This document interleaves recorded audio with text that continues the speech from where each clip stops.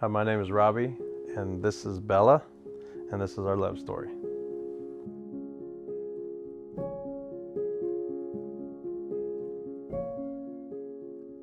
When I first saw Bella, I picked her up at the airport. She was covered in her own mess, and she was still beautiful. She was looking up at me like, I need you to take care of me, and she had no idea how much I needed her, but that's when it began. I was just excited and happy and couldn't wait for everything to get started. The thing that I cherish the most is when we go to the dog park and we greet other people. Like one time it was 5 people in a group, and she went to one and kind of put her head like pet me, like she did with you. And then she goes to number 2, and then number 3, number 4, number 5, and then goes back to number 1. I said, oh, it's your turn again. And she just keeps going around. And the way she just makes people light up, the way, she just loves on them, and they just makes their day better. That's what, because she does that for me all the time. There was a time in my life when I didn't want to be here anymore. I'm a veteran with PTSD, and that's pretty tough sometimes. And there was a time that I didn't want to be here anymore, and I wanted to be done. And she just came to me and put her paw on me and put her head on my lap and looked at me and whined, and she saved me. There's no way I could leave. And I wouldn't be here right now if it wasn't for her. And there's no way that I could not be there for her when she needed me. I thought maybe I ran too far that day. She started as a puppy. We were doing 1 mile a day, and that turned into 1 mile twice a day, and we worked up to 3 to 4 miles in a day. And so we only did about 2 miles that day, and her leg she was favoring it, and it was sore. And I took her into the vet to see if maybe she twisted it or something, and they did an x-ray and found out that she had a tumor. And I didn't trust that, so I went to a different veterinarian and got another x-ray, and they said, no, it is a tumor. And they said whether it's a benign tumor or a cancerous tumor, either way, the best thing for her was to take her leg off, or it would eventually break. And so then when I checked on the cost of doing all that, it was between $5,000 and $7,000, depending on who was going to do it. And I just, as a 100% disabled veteran on disability, there's no way I could afford that. I barely have enough money at the end of the month to pay all the bills.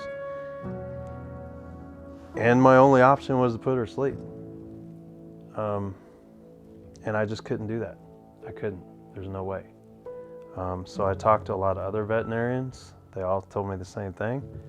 And then my girlfriend Lisa was walking on the dog park one day and ran into a lady that heard the story and talked to us about Posh Place and Saving Gracie and how they work together. And literally that day I was walking with her earlier that day praying, saying, I can't do this. I cannot put this dog down. This is the dog that has saved me. And I cried out to God for an answer, and it was later that afternoon when Lisa came home and told me that story, and we contacted them. And Dr. Hatt said she wanted to see Bella, so we took her in.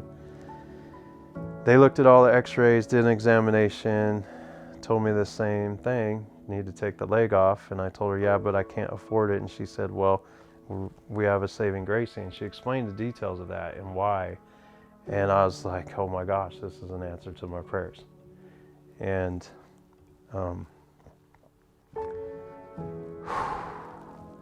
that's when, I was like, I don't have to put my puppy to sleep. And they were able to do the surgery, and she recovered from the surgery. At first, they said it's harder on the owner than it is on the pup, because they adapt very quickly. But for me, it was very hard. And for the first week, I was like, did I make the right choice? Because she was struggling. But then after about a week, she was just going and back to her normal self. And I was very happy for that.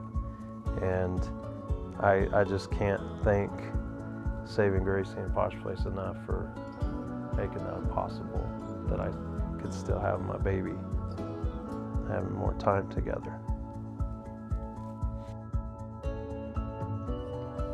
You know, last Thursday,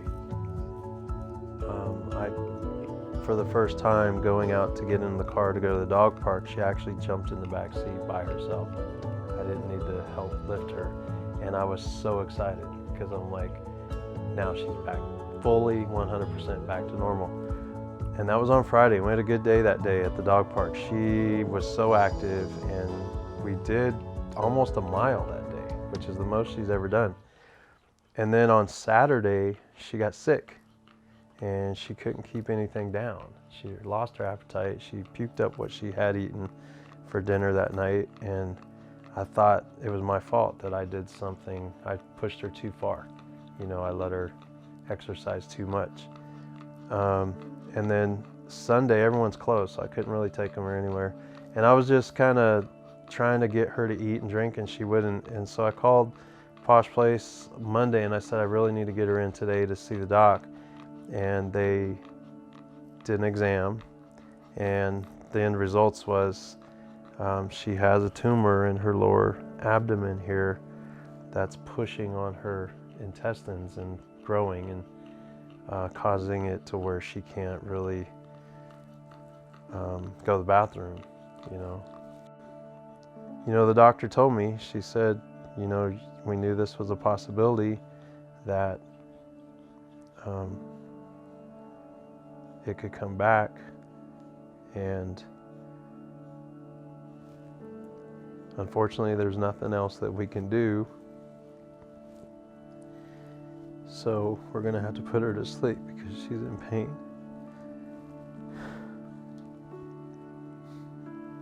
But at least I got extra time that I wouldn't have had, and I'm thankful for that.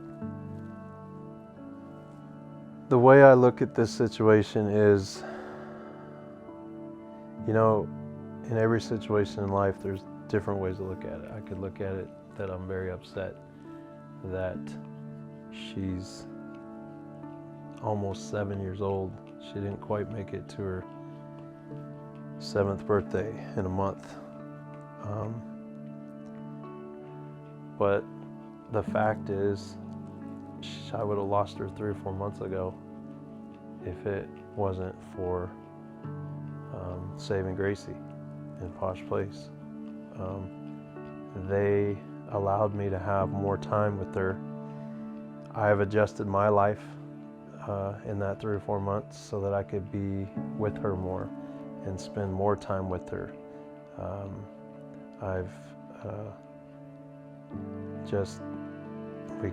We pretty much in the last, since her surgery, we pretty much do what she wants to do. If she wants to walk, we walk. If she wants to lay around and get pet, we do. And that's what I try to focus on, is the blessing that I was given and enjoying every minute of that time that I can. And I'm just so grateful for that opportunity, you know. And when Dr. Hatt told me why Saving Gracie was in place, it's a perfect fit. It's a blessing for people that wouldn't otherwise be able to do everything for their animal that they could do. And that's where I was, you know, again, as a disabled veteran on disability, not having an income other than that. I barely could make ends meet each month, and it wasn't an option for me. And if it wasn't for Saving Gracie, I would not have Bella right now. I would not have had the last few months with her. I would have had to put her down. And I will never forget that I was given that extra time with her. It's a blessing. Penny's her replacement. Penny's about 3 years old. She'll be taking Bella's place full time. Oh baby, you got her all trained up. She's ready to go. She'll take care of me when you're gone. Bella has been the lead service animal for me. Penny has always been the extra or the backup, you know, when Bella's tired or whatever. And when Bella was going through her recovery, Penny had to step up and she had to do it more for me. And that's another thing I'm just now realizing I'm thankful for, is that transition time that I would not have had. That Penny has been able to step it up with. It's funny how sometimes Bella will correct her and, oh, that's not how you're supposed to do it. You're supposed to do it like this. But I think we're ready. I think this time has given us what we needed to be ready for Bella to let go and move on, and Penny to step up and take over.